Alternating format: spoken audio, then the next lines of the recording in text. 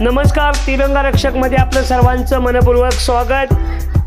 पाटण पंचायत समितीवरती नामदार शंभूराज देसाई यांचं वर्चस्व पुन्हा एकदा सिद्ध झालेलं आहे।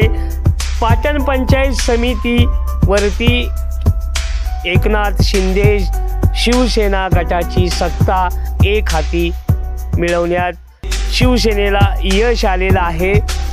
पाटण पंचायत समितीतील 14 जागांपैकी 13 जागांवरती एकनाथ शिंदे शिवसेना गटाने सत्ता मिळवलेली आहे।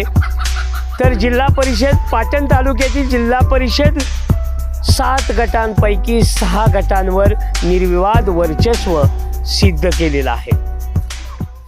सातारा जिल्ह्याचे पालकमंत्री नामदार शंभूराज देसाई यांच्या पंचायत समितीवरती यांच्या तालुक्यातल्या पंचायत समितीवरती एकनाथ शिंदे शिवसेना अर्थात नामदार शंभूराज देसाई यांचं वर्चस्व पुन्हा सिद्ध झालेलं आहे।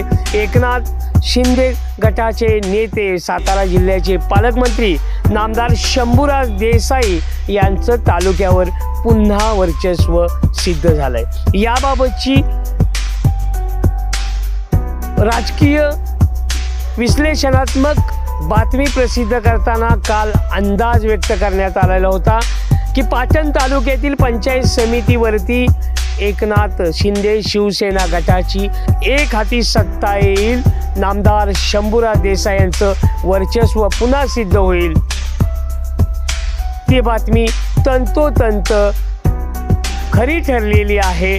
त्यामुळे तिरंगा रक्षकचं सातारा जिल्ह्यासह पश्चिम महाराष्ट्रातून कौतुक होत आहे। आताची मोठी बातमी आहे, पाटण तालुक्यातील पंचायत समितीवरती आणि पाटण तालुक्यातील त्या गटावरती नामदार शंभूराज देसाई यांचं वर्चस्व पुन्हा सिद्ध झालंय। तिरंगा रक्षकसाठी विश्वास मोहिते, सातारा।